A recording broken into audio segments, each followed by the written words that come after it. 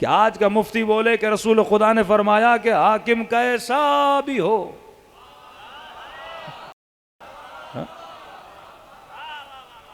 بصیرت نہیں ہے. الملک لمن غلب، کہ جو بھی ملک پر قابض ہو جائے، یا اردو کی مثال دیں، جس کی لاٹھی اس کی بھینس کا اس کی اطاعت واجب ہے. بھائی کچے میں اگر ڈاکوؤں کی لاٹھی ہے تو وہاں ان کی اطاعت واجب ہے.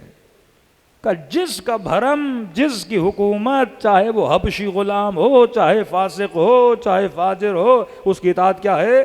واجب ہے. اب کنٹروڈکشن کہاں آتا ہے؟ کنٹروڈکشن یہاں آتا ہے کہ اللہ ہر مسلمان کو یہ حکم دے، سورہ حمد میں یہ دعا مانگو. کون سی دعا؟ اہدنا الصراط المستقیم. مطلب وہابی بھی یہ دعا کرے، شیعہ بھی یہ دعا کرے، بریلوی حضرات بھی دعا کریں کہ خدا ہمیں کیا دے؟ ہدایت دے. ایک مرتبہ کہے کہ مفتی صاحب صبح کی نماز میں بھی ہدایت کی دعا مانگو، دوپہر کی نماز میں بھی ہدایت کی دعا مانگو، جمعے کی نماز میں بھی ہدایت کی دعا مانگو، تہجد میں بھی ہدایت کی دعا مانگو، اپنی وطر میں بھی ہدایت کی دعا مانگو، اپنی تراویوں میں بھی ہدایت کی دعا مانگو. دوسری طرف کہے کہ اگر یزید جیسا بھی آ جائے تو اس کی اطاعت کر لو. کتنا بڑا کنٹروڈکشن ہے کہ ایک طرف کہے کہ ڈیلی آ مجھ سے ہدایت کی دعا مانگ. اب دو طرح کے مسلمان بنے نا، ایک صاحب بصیرت نام ہے ابا عبداللہ الحسین، دوسرے مدینے میں بیٹھے ہوئے اصحاب صبح سے شام تک مسجدوں میں کہہ رہے اہدنا الصراط المستقیم، اہدنا الصراط المستقیم، اور خدا انعمت علیہم دکھا بھی رہا ہے پر حسین کے پیچھے نہیں جا رہے. یہ فرق ہے آل رسول میں اور شیعیان آل رسول میں، کہ اگر کچھ کہتے ہیں تو بابصیر ہو کے جملے ادا کرتے ہیں، اے خدا ہدایت دے، پھر سوچتے ہیں کیا ممکن ہے یزید کی حاکمیت میں ہدایت ملے؟ کیا ممکن ہے کسی فاسق، کسی فاجر کی حاکمیت میں ہمیں ہدایت؟ الناس علی دین ملوکہم، لوگ اپنے حکمرانوں کے دین پہ ہوتے ہیں. پھر کہے کہ اگر حاکم بدعت بھی منائے تو اس بدعت پہ عمل کرو گے تو خدا ثواب دے گا، جیسے بدعت حسنہ کا نام دیا گیا. اگر وہ منا کی 2 رکعت کو 4 رکعت کر دے، اگر وہ حج تمتع کو ختم کر دے، اگر وہ نمازوں میں بدعتیں پیدا کر دے، اذکار میں بدعتیں پیدا کر دے، کہنے کوئی بات نہیں، کیونکہ حاکم ہے اور حاکم کی اطاعت واجب ہے، لہٰذا بدعت والا کام کرنا بھی کیا بن جاتا ہے؟ ثواب بن جاتا ہے. یہاں پہ آل رسول نے بتایا کہ حقیقت کیا ہے. یہاں پہ آئیڈیالوجی آف اہل بیت نے، کہ آپ یہ دیکھیے پوری دنیا میں 1 ارب مسلمان ہوں اور 1 ارب مسلمان اس انتظار میں ہیں کہ شیعہ کب اسرائیل کو ماریں گے.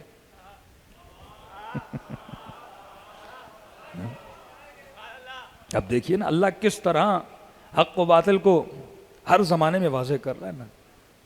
یہ زمانہ وہ ہے جہاں سیاہی بتاتی ہے میں سیاہ ہوں، جہاں نور خود کو واضح کرتا ہے میں نور ہوں. فرمایا کربلا حجت کبریٰ ہے، کربلا کے بعد کسی مسلمان کے پاس کوئی بہانہ نہیں رہتا کہ بھائی ہمیں نہیں پتا کہ حق کیا ہے باطل کیا ہے. صفین میں بول دیا ہمیں نہیں پتا، سیدہ کی شہادت میں بول دیا ہمیں نہیں پتا، صلح حسن میں بول دیا ہمیں نہیں پتا. کربلا میں کیا کرو گے؟ کربلا فاصلوں کو ختم کر دیتی کہ یہ دیکھ رہا ہے حسین ہے اور یہ دیکھ رہا ہے یزید ہے. کہ 1 ارب مسلمان آج اس انتظار میں ہیں کہ شیعہ کب اٹیک کریں گے. یہ نہیں کہتے کہ ہم کریں گے. جس طرح خیبر میں انتظار میں تھے علی کب جائیں گے، خندق میں انتظار میں تھے علی کب جائیں گے. بھائی آپ بھی تو جائیے، ایک عمر کو مار کے آئیے، مرحب کو مار کے آئیے، انتر کو مار کے آئیے. کہ نہیں ہم دیکھ رہے ہیں کہ علی کیسے جاتے ہیں اور مارتے ہیں.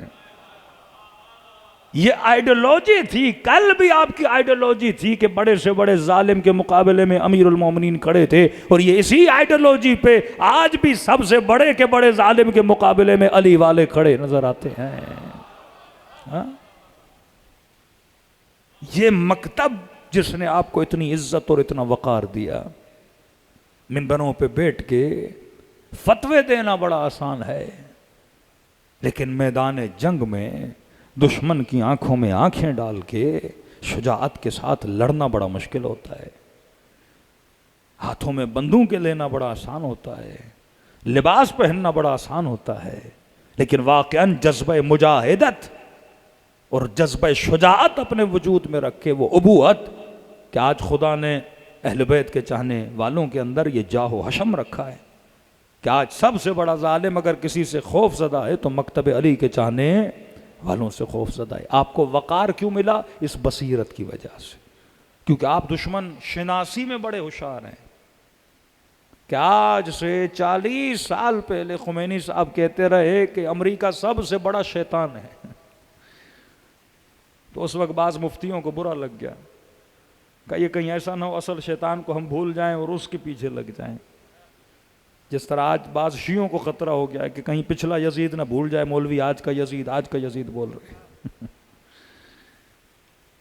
سمجھ نہیں آتی کیا ماجرا ہے کہ میں نے کہا جس طرح وہابیوں کے خدا کو خطرہ ہے، دروازہ چوموں کو اللہ کو خطرہ رہے، زری چوموں کہیں اللہ کو نہ خطرہ ہو جائے، ہاں علم چوموں کہیں اللہ کو نہ، ذرے ذرے پہ کہتے ہیں یہ بھی شرک ہے، یہ بھی۔ آج بعض شیعہ پیدا ہوگا جن کے امام حسین کو خطرہ ہونے لگا ہے۔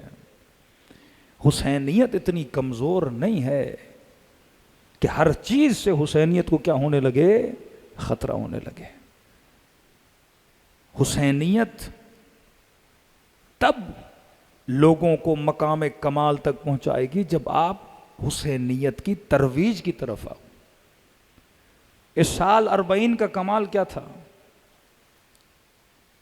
بڑی کثرت میں اہل سنت نے شرکت کی 40 میں، اور صرف وہ اہل سنت جو مجاہد ہیں۔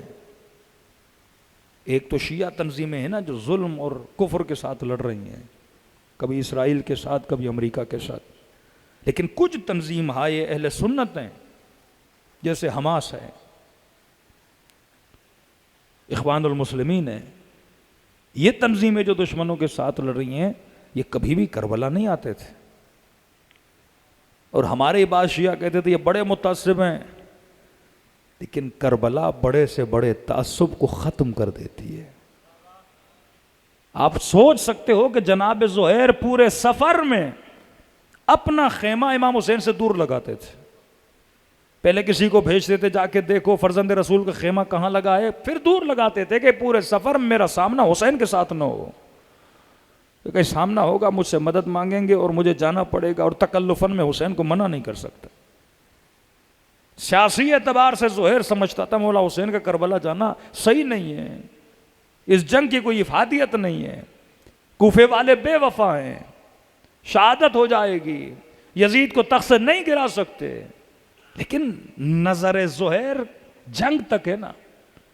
حسین تو آج کے شیعہ کو دیکھ رہے تھے، حسین آج کے 40 کو دیکھ رہے تھے کہ غیبت کبریٰ میں اگر کوئی صراط، اگر کوئی راستہ شیعوں کے نام کو، نام حسین کو، شیعوں کے کلچر کو، شیعوں کے تمدن کو، شیعوں کی تہذیب کو اگر کوئی چیز اجاگر کر رہی ہے وہ یہی 40 امام حسین ہے۔ کہ میں نے کہا چیلنج ہے پوری دنیا کو، آپ پوری دنیا میں مجھے 2 کلومیٹر کا ایسا روٹ دکھائیے جہاں پہ اتنی نعمتیں ہوں جتنی 80 کلومیٹر کے روٹ پہ پڑی ہوئی ہیں۔ ہر 1 میٹر پہ نعمت ہے، 21.5 ملین لوگ آتے ہیں، ایک بندہ آپ کو نہیں ملے گا جو بولے کہ میں بھوکا رہ گیا ہوں۔ یہ فکر ابی عبداللہ الحسین جس نے تشیع کو اتنا نام دیا مذاق نہیں ہے۔ اہل بیت نے محنتیں کی، اہل بیت نے زحمتیں کی۔